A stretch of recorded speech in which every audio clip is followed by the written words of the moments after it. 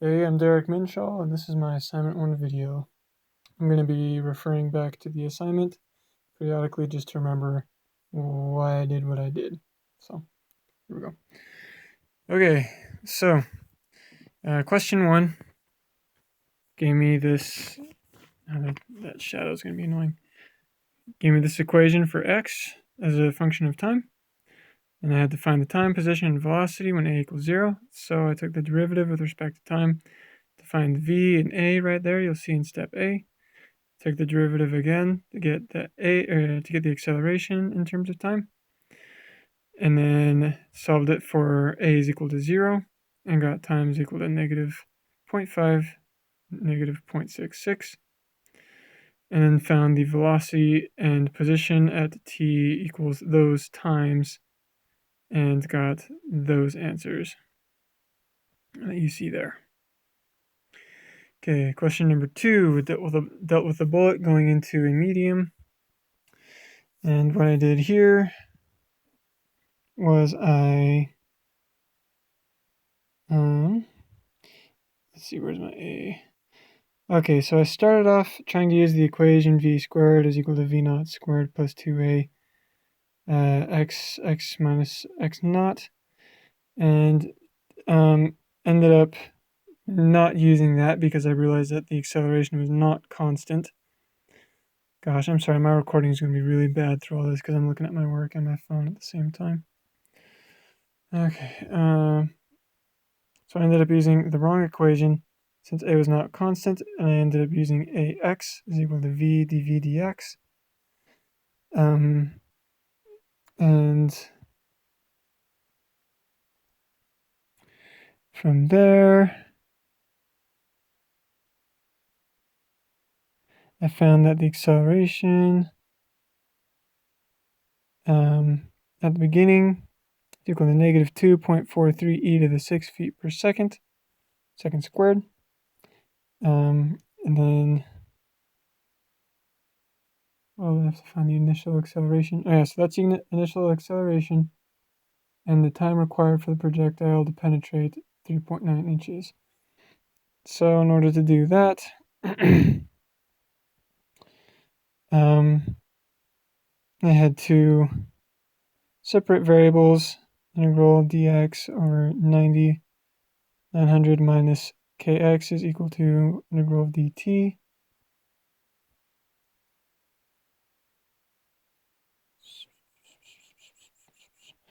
And I ended up struggling here because I got this for the integral, natural log 900 minus 2700 x over negative 270 is equal to that.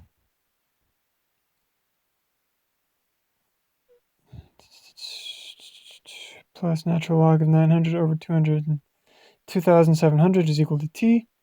I ended up plugging in 3.9 inches into this x and got a negative 9,630 in natural log, which is not real, so I'm pretty sure I did that wrong. So moving on to question 3. And I realize I don't have any pictures in this either. It's going to be really hard when I want to refer back to these questions. So I'm sure that in future assignments I'm going to be drawing more pictures. Anyways, question 3 dealt with a bowling ball being dropped into the water from a boat. So let me see what my steps were. Okay, so a was a function of velocity, t minus 0.8 v. And then it takes 3 seconds to get to the bottom of the lake. What is the depth of the lake?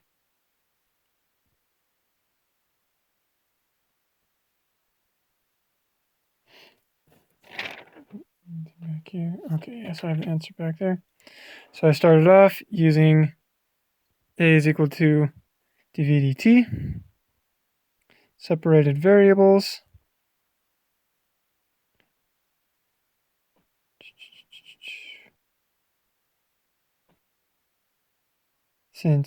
So separated variables, and I got that t is equal to 1 over negative 0.8 natural log of 10 minus 0.8 v minus ln of 10 minus 0.8 v naught. So consolidated that using properties of logs to this, right? Oh, sorry, not really looking at my camera. To this right here. And then since it took 3 seconds, I plugged in 3, solved for v, which would give me the speed of the ball as it hits the lake, since the initial velocity was 16.5, and got that v is equal to 12.59. Let's see what work was over here. Okay, so this is when I wanted to find the depth of the lake.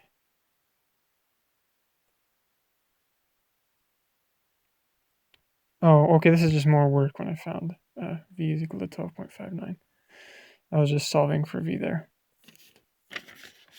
That's the hard thing about recording these assignments, is that I do these problems over the course of the past week, and unless my work is perfectly organized, which it isn't always, I ended up buying some of this paper, some engineering paper. So I'm hoping to stay a little bit more organized next time. But first assignment, what are you going to do? Okay, so then to solve the depth of the lake,